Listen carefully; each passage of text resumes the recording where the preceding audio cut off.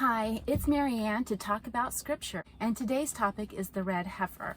It's actually the topic in today's reading for March 13th in the one-year Bible. So we're going to be reading from, again, March 13th, Numbers 19, 1 through 5.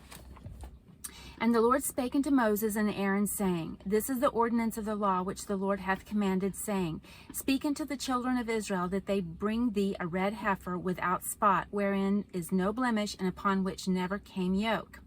And ye shall give her unto Eleazar the priest, that he may bring her forth without the camp, and one shall slay her before his face. And Eleazar the priest shall take of her blood with his finger, and sprinkle of her blood directly before the tabernacle of the congregation 7 times.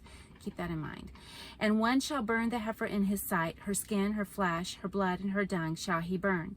And the priest shall take cedar wood and hyssop, scarlet, and cast it into the midst of the burning of the heifer. Then the priest shall wash his clothes, and he shall bathe his flesh in water, and afterward he shall come into the camp, and the priest shall be unclean until the evening.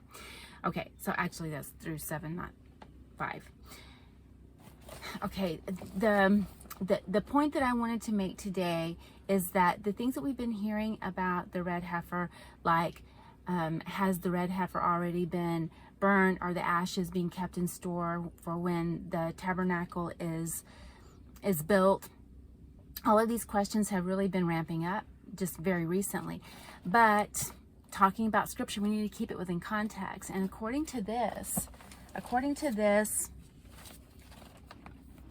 there needs to be a tabernacle or a temple before the red heifer is actually sacrificed, before the actual burning of the heifer into ashes to be kept later on.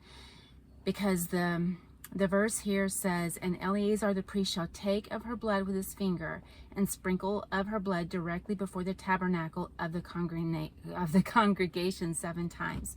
So there has to be a tabernacle to do that first part of it. And then it says, One shall burn the heifer in his sight, the priest's sight, or skin, flesh, blood, dung shall he burn. And then the priest will take the cedar wood, hyssop, scarlet, and cast it into the midst of the burning of the heifer. So that's when the burning happens. That's when the ashes are collected. And then if we skip over to verse 9, it says, And a man that is clean shall gather up the ashes of the heifer, and lay them up without the camp in a clean place, and it shall be kept for the congregation of the children of Israel. For a water separation, it is a purification for sin. So the whole purpose of the ashes being kept in lay or in store somewhere else is for the children of Israel, for their purification. It says a water of separation. The context here is that it would be mixed with water, and then that water would be used as part of a cleansing for them. So I think it's very interesting that a lot of what we hear say, well, this can be done, it could be done, this Passover. Is it going to be done this Passover? Has it already been done? Well, according to this, I think there has to be a temple or a tabernacle first. So I'm using this topic to launch this channel. I've been running from the Lord for a few years and starting this YouTube channel, but I think that this is a really good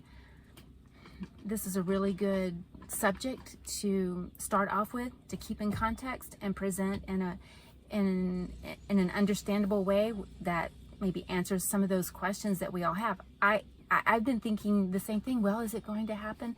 And I've read this several times, but I never noticed until actually today when I was reading it for today, March 13th, that actually the tabernacle does need to be in place. Well, thank you so much for listening, and I'll see you next time.